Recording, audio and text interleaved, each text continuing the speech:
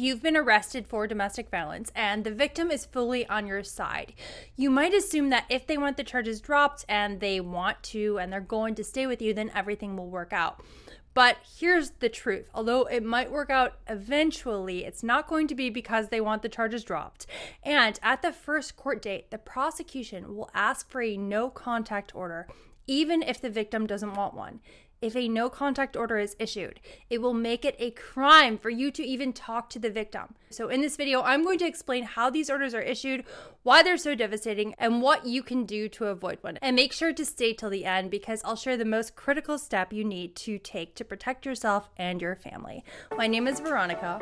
I'm a domestic violence defense attorney, and I help people throughout the entire state of California put their cases behind them so that they can enjoy their lives and their freedom. In nearly every domestic violence case in California, and I say nearly because I've been able to convince the prosecution at least a few times not to do this, the prosecution will ask for a no contact order at the first court date. This is their standard practice, even when the victim supports the defendant and does not want this order. And judges often grant these orders because they prioritize caution over getting the full story. Basically, they rely heavily on the police report.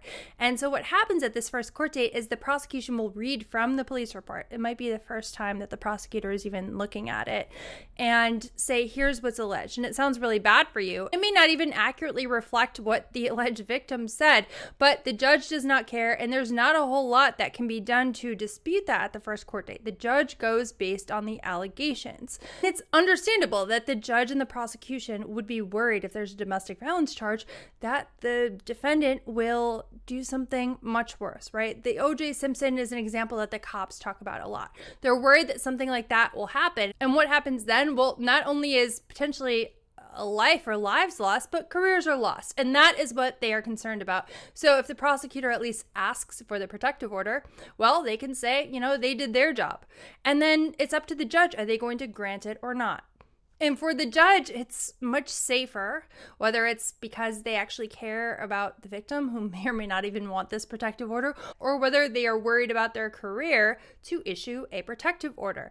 Now let's get into a real world example of how this plays out. Mike and Sarah are engaged, and one night they get into an argument.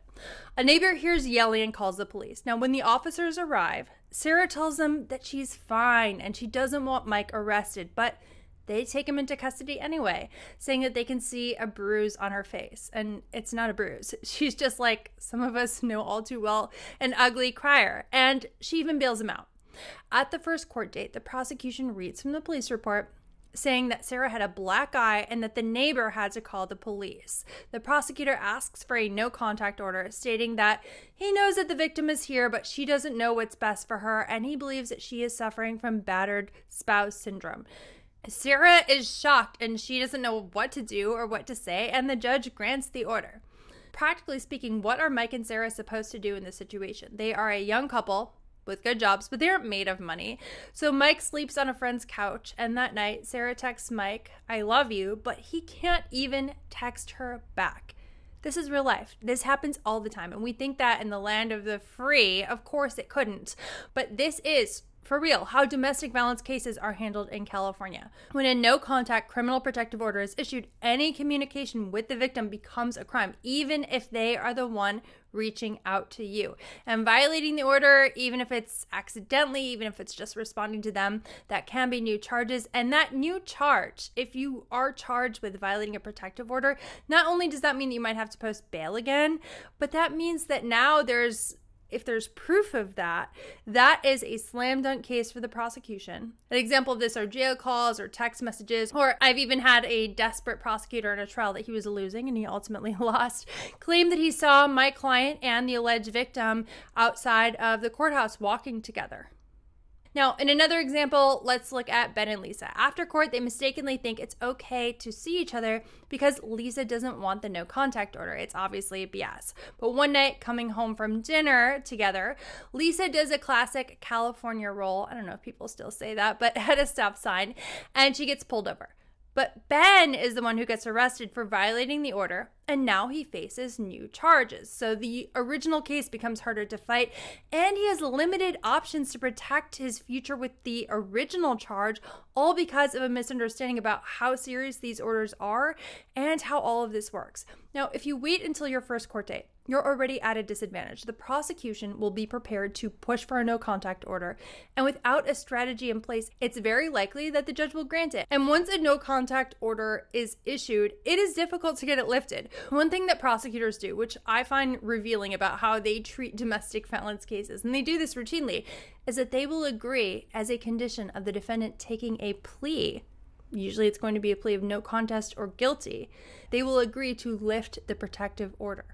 That tells you everything you need to know. They do not care about the alleged victim. That is not what they're concerned about. They're concerned about getting the defendant to take that plea, and they actually use that as a carrot, as something to entice the defendant and even the victim who has influence over the defendant to get them to take a plea. Let's get into another example. All right, Alex is arrested after an argument with his wife, Emma, and instead of waiting for the first court date, Alex takes action immediately. They work with a domestic violence defense attorney, someone who actually works on just those cases, who contacts the prosecution before court, presents evidence, and shows that this was actually a misunderstanding. So the prosecution decides not to file charges. Now, the thing here is if the prosecution does not file charges, there is no first court date. There's no possibility of a criminal protective order being in place because there's no charges, there's no case to hold over the defendant's head to request them.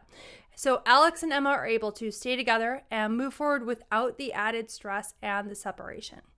The best way to avoid a no contact order against the victim's wishes, which again, it's wild that it's even come to this, but it really has. If you've been arrested for domestic violence, that is what it has come to and what it will come to at the first court date. It's to stop the case from reaching court altogether. When prosecutors hear from an attorney before court, they know that the case is being taken seriously, and this really can shift how they approach charges and whether they even filed them at all. If the case does go to court, there are also steps that you and the victim can take beforehand, like attending counseling or completing parenting classes, depending on the situation. It's not cookie cutter, it's not one size fits all, but there are things that you can do to show the judge that a no contact order is not necessary. And a good attorney who's experienced in domestic violence cases will guide you through that process to make sure that you are fully prepared.